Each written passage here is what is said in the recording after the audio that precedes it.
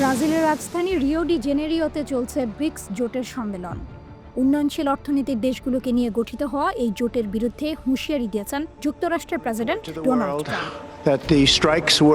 তিনি ব্রিক্স জোটের সঙ্গে যুক্ত বা তাদের যুক্তরাষ্ট্র বিরোধী নীতির প্রতি সমর্থন জানানো যে কোনো দেশের ওপর অতিরিক্ত 10% শুল্ক আরোপের হুঁশিয়ারি দিয়েছেন। সোমবার 7 জুলাই এক প্রতিবেদনে এই তথ্য জানিয়েছে বার্তা সংস্থা রয়টার্স।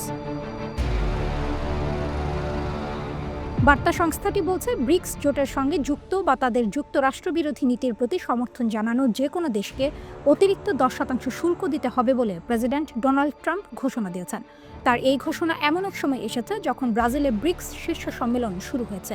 রোববার নিজের সোশ্যাল মিডিয়া প্ল্যাটফর্ম ট্রুথ সোশ্যালে এক পোস্টে ট্রাম্প লেখেন, যে কোনো দেশ যদি ব্রিক্সের যুক্তরাষ্ট্র বিরোধী নীতির সঙ্গে নিজেকে জড়ায় তবে তাদের অতিরিক্ত 10% শুল্ক দিতে হবে। এই নীতিতে কোনো ব্যতিক্রম থাকবে না। ধন্যবাদ। তবে তিনি ওই যুক্তরাষ্ট্র বিরোধী নীতির বিস্তারিত ব্যাখ্যা দেননি। রিও ডি জেনেরিওতে অনুষ্ঠিত এই সম্মেলনে ব্রাজিলের president Luiz Inacio Lula da Silva বলেন, ব্রিক্স এখন একবিংশ শতাব্দীর নতুন বৈশ্বিক বাস্তবতার প্রতিফলন। আমরা এখন এমন এক সময় এসেছি যেখানে বহুপাক্ষিকতা চ্যালেঞ্জের মুখে। তিনি জোট নিরপেক্ষ আন্দোলন বা ন্যামের সঙ্গেও ব্রিক্সের তুলনা করেছেন।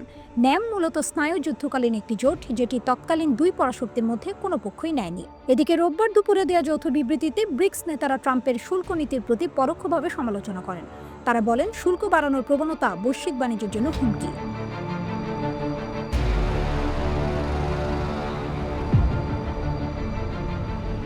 এবারের সম্মেলনে ভারতের প্রধানমন্ত্রী নরেন্দ্র মোদী, দক্ষিণ আফ্রিকার প্রেসিডেন্ট সিরিল রামাফোসা এবং আরও অনেক বিশ্ব নেতা উপস্থিত থাকলেও চীনের প্রেসিডেন্ট শি জিনপিং প্রতিনিধি পাঠিয়েছেন এবং রাশিয়ার প্রেসিডেন্ট ভ্লাদিমির পুতিন আইসিসির গ্রেপ্তারি পরোয়ানার কারণে অনলাইনে অংশ নিচ্ছেন। 2009 সালে যাত্রা শুরু করা ব্রিক্সের সদস্য ছিল ব্রাজিল, রাশিয়া, চীন, ভারত এবং পরে দক্ষিণ আফ্রিকা। এখন এর নতুন সদস্য হিসেবে যোগ হয়েছে মিশর, ইথিওপিয়া, ইন্দোনেশিয়া, ইরান, সৌদি আরব ও সংযুক্ত আরব আমিরাত। এবারের সম্মেলনে প্রথমবার অংশ নিচ্ছে ইন্দোনেশিয়া। বর্তমানে ব্রিক্স বিশ্বের মোট জনসংখ্যার অর্ধেক এবং বৈশ্বিক উৎপাদনের 40% প্রতিনিধিত্ব করছে। ব্রিক্স নেতারা জাতিসংঘ নিরাপদ পরিষদ, আন্তর্জাতিক মুদ্রা তহবিলের মতো বৈশ্বিক প্রতিষ্ঠানগুলোর সংস্কারের দাবি জানিয়েছেন। তারা বলেন, যদি বৈশ্বিক শাসন ব্যবস্থা বর্তমান বাস্তবতা প্রতিফলিত না করে তবে ব্রিক্সের উচিত এটি আধুনিক করে তোলা।